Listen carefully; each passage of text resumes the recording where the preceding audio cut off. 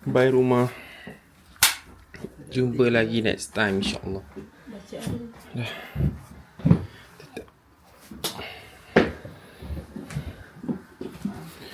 Marilah kita pulang. Dah tahu ingat nasi lemak semua dah. Parti tepoyak, nasi lemak, sate kajang semua dah diingat. Di ais. Okey. Kita orang dah on the way ke airport, menaiki van. Okey, marilah kita pergi ke airport. Bye-bye rumah. Ni lah rumah kita orang. We go to terminal, Y Narita Airport. Narita.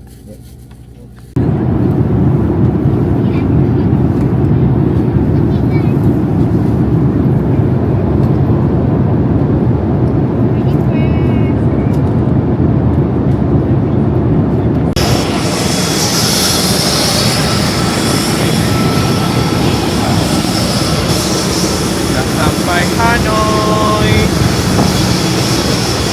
Kita transit di Hanoi selama sejam. Lepas kita akan balik ke Kuala Lumpur. Ya.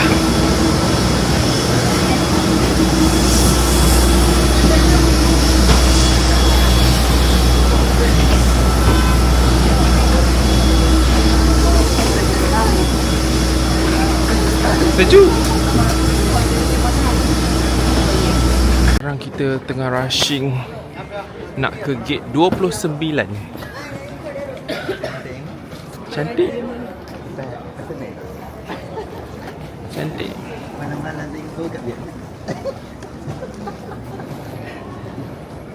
Mana kaunter kaunter pula. Gate 29 ni. Transit di Hanoi dalam masa 1 jam. Paling banyak bawa PS orang kata.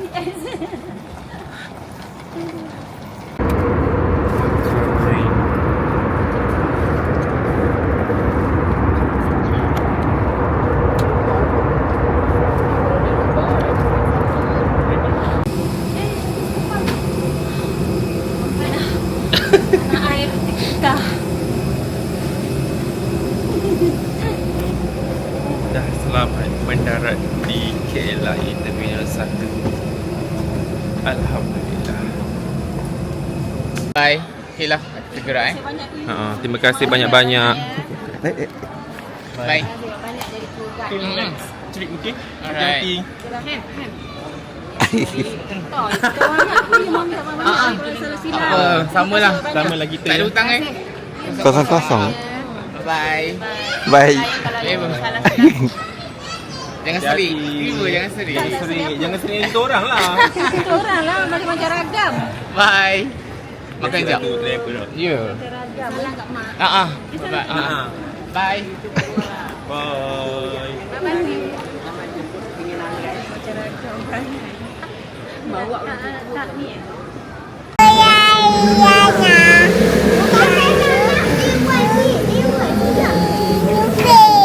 Ha? Upin.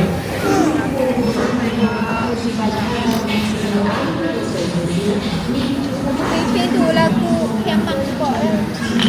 Okey, Haura makan apa ni? Sosek. Your favourite? Wow, makan.